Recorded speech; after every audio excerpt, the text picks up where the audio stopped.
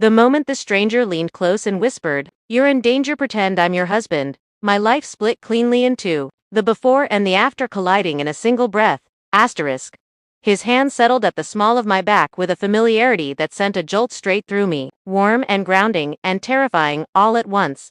And when I looked up at him, I saw steel gray eyes watching the room with a predator's calm. The hotel ballroom buzzed with laughter, clinking glasses, and a string quartet that made everything feel elegant and unreal.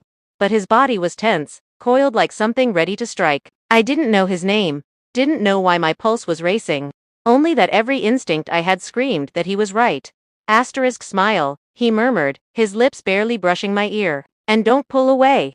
Asterisk, a man across the room froze mid-step, his gaze locking on me with something dark and calculating, and before I could question anything, the stranger tightened his arm around my waist and guided me toward the dance floor. We moved as if we'd done this 1,000 times before, swaying to the music, my cheek pressed to his chest. His heartbeat was steady, powerful, a quiet promise of safety I hadn't known I was craving.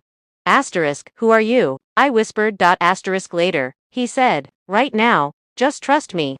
Asterisk trusting him felt reckless, but letting go felt worse. The man watching us turned away, melting back into the crowd, and only then did I realize my hands were gripping the stranger's jacket like it was the only solid thing left in the world. Asterisk when the song ended, he didn't release me right away. His thumb traced a slow, absent arc against my side, and my breath caught. You okay? He asked, softer now. Asterisk, I think so, I said, though my knees were still weak. You said I was in danger. Asterisk, he nodded once. You still are. Asterisk, we slipped out through a side door into the cool night air, the city lights blurring as he guided me to a black SUV idling at the curb. The driver nodded once, eyes sharp, and suddenly everything felt far bigger than me, far more dangerous. Asterisk inside the car, the stranger finally leaned back, studying me like he was committing my face to memory. My name is Rowan, he said, and I'm sorry I had to pull you into this. Asterisk, I didn't exactly get a choice, I said, crossing my arms, trying to ignore how aware I was of him in the tight space. Asterisk, no, he admitted, but if I hadn't, you'd be dead by morning. Asterisk, the words landed heavy, chilling. You're serious? Asterisk, I don't joke about that kind of thing. Asterisk, he told me just enough to make my head spin about people who weren't quite human, about power struggles hidden beneath the surface of the city, about how I'd been marked without knowing it. I laughed once, sharp and disbelieving, but the look in his eyes stopped me cold. Asterisk, why me? I asked. Asterisk, Rowan hesitated, and that hesitation scared me more than anything he'd said. Because you're special, he said finally, and because someone wants to use you. Asterisk, that night, he took me to a safe house overlooking the river, a place that felt both luxurious and fortress-like. He insisted I take the bedroom while he slept on the couch, a detail that surprised me, and when I lay awake staring at the ceiling, I realized my fear had shifted. I wasn't afraid of the danger anymore. I was afraid of what I felt every time Rowan looked at me. Asterisk days turned into a strange rhythm of waiting and learning. Rohan was always there, always watchful, teaching me how to notice the subtle signs of being followed, how to ground myself when panic threatened to take over. In quieter moments, he told me stories about the mountains he grew up in, about responsibility and loss, about a pack he led with an iron sense of duty. He never used the word, but I understood what he was. Alpha. The realization should have terrified me. Instead, it made everything make sense. The way he commanded attention without trying, the way people deferred to him instinctively, the way my body responded to his presence like it had been waiting all along. Asterisk, the tension between us was a living thing, growing with every shared glance, every accidental touch that lingered a heartbeat too long. One night, as a storm raged outside, the power flickered and went out, plunging us into darkness. I gasped, and Rowan was there instantly, his hands warm on my shoulders. Asterisk, it's okay, he said. I've got you. I know, I whispered, and the truth of it surprised us both. When the lights came back on, we were inches apart, his breath brushing my lips. For a moment, everything hung suspended, and I thought he might kiss me. Instead, he stepped back, jaw tight. This is a bad idea, he said. Because I'm human, I asked. Asterisk, because you're under my protection, he said, and because if I let myself want you, I won't be able to stop.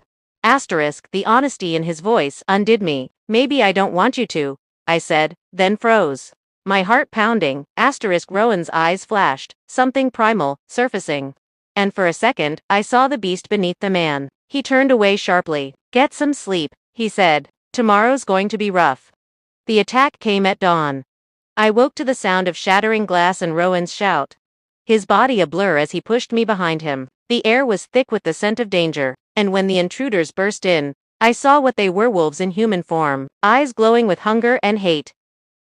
Rowan fought like a force of nature, every movement precise and brutal, but there were too many of them. One slipped past him, lunging for me, and something inside me snapped. Heat surged through my veins, power answering fear, and when I screamed, the sound wasn't entirely human. The attacker froze midair, slammed back by an invisible force. Silence fell, broken only by Rowan's ragged breathing. He turned to me slowly, awe and something like fear in his eyes.